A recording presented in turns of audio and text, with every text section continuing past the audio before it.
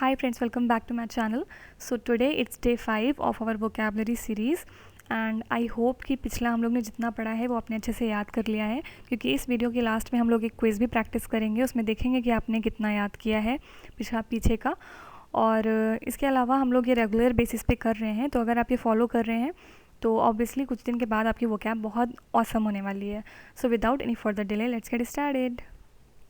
Okay, starting with one word substitution. सबसे first है यहाँ पे the period of gradual recovery of health after illness. अब जैसे कई बार मलेरिया होता है, टाइफाइड हो जाता है, किसी को बहुत कोई बीमारी हो जाती है, उसके बाद क्या होता है कि आपकी इम्यूनिटी सिस्टम ख़राब हो जाता है, आपका जो हेल्थ होता है वो ख़राब हो जाता है।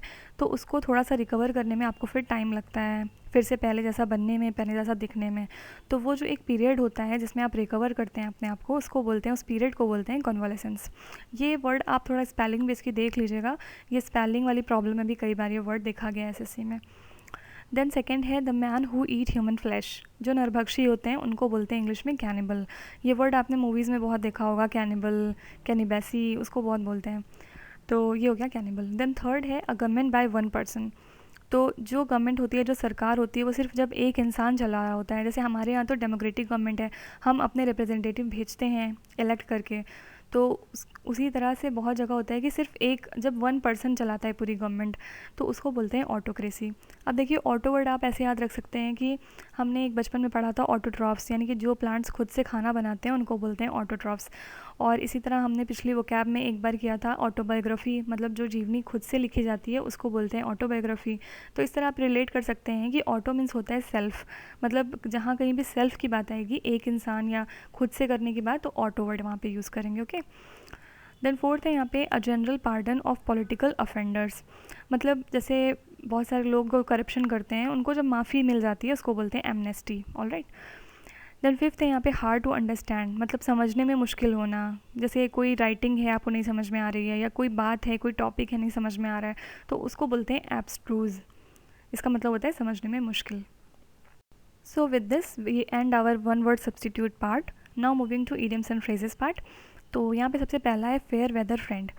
मतलब जो लोग होते हैं सेल्फिश फ्रेंड जिनको बोलते हैं, जो सिर्फ मतलब के लिए आपके साथ होते हैं, उनको बोलते हैं fair weather friend. Fair weather का मतलब देखिए क्या होता है, अच्छा मौसम। मतलब आप अगर अच्छी कंडीशन में हैं, आपकी फाइनेंशियल कंडीशन अच्छी है, आपसे उनको कोई फ़ायदा पहुंच रहा है, तो वो आपके साथ हैं। और अगर आपके हालात बदलेंगे, क्योंकि हालात सबके एक जैसे नहीं रहते हैं, तो आपका साथ भी छोड़ देंगे। तो इसका मतलब हो गया selfish friends who are with us only in comfortable situation. आपके बुरे हालात में वो कभी आपके साथ नहीं रहेंगे। तो मैंने आपको ये ट्रिक बताई थी कि आप जो भी फ्रेज़ पढ़ रहे हैं, जो भी इडियम पढ़ रहे हैं, उसको आप तुरंत उसकी मीनिंग समझिए, उसके बाद रिलेट करके मीनिंग याद करिए, ज़्यादा बेटर होगा वो। फिर सेकंड है देखिए क्राई फॉर द मून। अब देखिए जैसे इसको ऐसे रिलेट करिए, कोई बच्चा है वो रो रहा है, उसको मून चाहिए, तो क्या ये पॉसिबल है कि उसको आप मून ला के दे सकते हैं? नहीं पॉसिबल है। तो इसका मतलब ये होता है कि कोई ऐसी चीज़ के लिए ज़िद करना जो इम्पॉसिबल होती है, नहीं मतलब अटेन नहीं कर सकते हैं, टू डिज़ायर द अनअटेनेबल, उसके लिए जो वर्ड, जो इडियम यूज़ होता है वो होता है cry for the moon. Then third है ब्रोकन रीड। ब्रोकन रीड का मतलब होता है बहुत ही कोई कमज़ोर इंसान, weak unreliable person. Then fourth है beat about the Bush.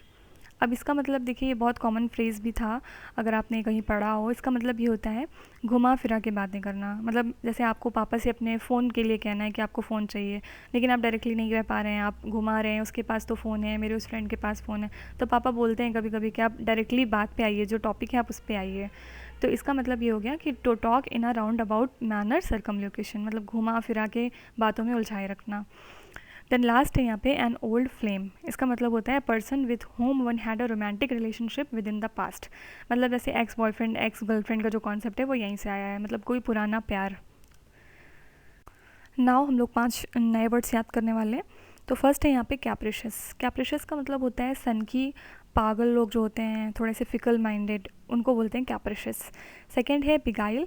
Beguile मतलब होता है किसी को चीट करना, धोखा देना, मिसलीड करना अपनी बातों में उलझा के, तो वो हो जाता है बिगाइल। थर्ड है असॉल्ट। असॉल्ट मतलब होता है ब्रूटल अटैक, वायलेंट अटैक, उसको बोलते हैं असॉल्ट। फोर्थ है एक्यूज्ड। एक्यूज्ड मतलब जैसे किसी के ऊपर एलिगेशन कुछ लग गया अगर, तो उनकी पेशी होती है कोर्ट में, वो अपने आप को गलत साबित करें या सही साबित करें, जो भी करें, लेकिन उनको ले जाया जाता है कोर्ट, उनके ऊपर कोई भी अगर इल्ज़ाम लगा हुआ है तो उसको बोलते हैं कि अक्यूज्ड है। फिर लास्ट है यहाँ पे अबेयंस। अबेयंस मतलब होता है कोई सस्पेंडेड एक्शन, मतलब जैसे अगर कोई पहले रूल था लेकिन अब नहीं है, तो उसको बोलते हैं सस्पेंडेड एक्शन, अबेयंस। तो यहाँ पे आपकी वो कैप पार्ट भी पूरी होती है। 15 वो कैप 15 मिनट में आपको अच्छे से याद कर लेनी है, और फिर हम लोग नेक्स्ट सेशन में फिर से 15 नई वो कैप करेंगे। Now my most favourite part, it's your quiz time now. और यहाँ पे 5 क्वेश्चन होंगे जो पुराने वो कैप से लिए गए हैं, जितने भी हम लोग ने 4 दिन में अभी तक वो कैप किया है इसमें से, और आपको ये आंसर करने हैं। और do let me know in the comment section कि आपने कितने आंसर सही से किए हैं। और अगर आपने नहीं किया, अगर आप यहाँ पे फर्स्ट टाइम आए हैं, तो पहले आप जाइए वो चारों वीडियो देखिए, उसके बाद ही यहाँ पे आइए, तभी आप ये वाली क्विज़ अटैम्प्ट कर पाएंगे। तो फर्स्ट है यहाँ पे बीग्रज। बीग्रज का आपको मतलब बताना है। ये पिछली वो कैब में ये वर्ड था, और इसका मतलब होता है किसी को अनविलिंगली देना। आपका मन नहीं है लेकिन फिर भी आपको देना पड़ रहा है कोई चीज़, तो उसको बोलते हैं बीग्रज। सेकेंड है एन आयरन विल। ये एक ईडियम है, इसका मतलब होता है दृढ़ इच्छा शक्ति, किसी चीज़ को करने की, किसी चीज़ को प्राप्त करने की। एक जो अंदर इंसान के अंदर जुनून होता है, जज्बा होता है, करके ही रहना है अब, उसको बोलते हैं आयरन विल। फिर थर्ड है अब art of beautiful hand writing. इसके लिए वन वर्ड हम क्या यूज़ करते हैं? कैलीग्राफी। देन फोर्थ है परसुएड बाय फ्लैटरी, मतलब किसी को मक्खन लगा के मनाना अपनी बात, किसी को मतलब अपने मतलब के लिए बार बार मक्खन लगाना, उसको बोलते हैं कैजुअल, मतलब परसुएट करना। और लास्ट है यहाँ पे एन एक्स टू ग्राइंड। ये भी एक इडियम है, इसका मतलब क्या होता है? मैंने आपको बताया था जहाँ पे भी एक्स वर्ड आएगा वहाँ पे कुछ लड़ाई झगड़ा और कुछ ना कुछ आपका कुछ सेल्फिश टाइप का कुछ आएगा। तो इसका यहाँ पे ये मतलब होता है something done for selfish reasons, अपने मतलब के लिए कोई काम करना, उसको बोलते हैं एन एक्स टू ग्राइंड। अब आप मुझे बताइए कि इन 5 क्वेश्चन में से आपके कितने क्वेश्चन सही थे और कितने क्वेश्चन आपके गलत हुए। Do let me know. So with this we are done with our today's topic, and please remember this, it's very important, and revise all the previous topics we have done. So with this I'm winding up the session. Thank you so much for watching till the end. देखिए आप लोग देख रहे होंगे कि मैं कितना slowly आपको वो कैप करवा रही हूँ। मैं चाहूँ तो ये वीडियो बना के कोई भी बैकग्राउंड म्यूज़िक डाल के आपको ये दे सकती हूँ ऐसे कि आप याद करिए, but I am trying to help you guys. मैं पूरी कोशिश कर रही हूँ कि आपको ये अच्छे से याद हो जाए, आपको लॉन्ग टर्म में ये याद रहे। इसलिए मैं ईडियम की नई नई टेक्निक्स आपको बता रही हूँ, वर्ड मीनिंग में नए नए वर्ड्स आपको किस तरह याद करने हैं ये बता रही हूँ, डेली आपका क्विज़ ले रही हूँ ताकि आप पुराना भी नहीं भूलें। इसलिए अगर मैं इतना एफ़र्ट कर रही हूँ आप लोग के लिए, तो आप तो अपने लिए करिए ही इतना एफ़र्ट। मुझसे कम से कम डबल एफ़र्ट तो आपको करना ही पड़ेगा। सो विद दिस पॉजिटिव नोट हम लोग नेक्स्ट टाइम फिर मिलेंगे 15 नई वो कैप के साथ। And thank you so much for watching, and please like share and subscribe to my channel. Thank you so much.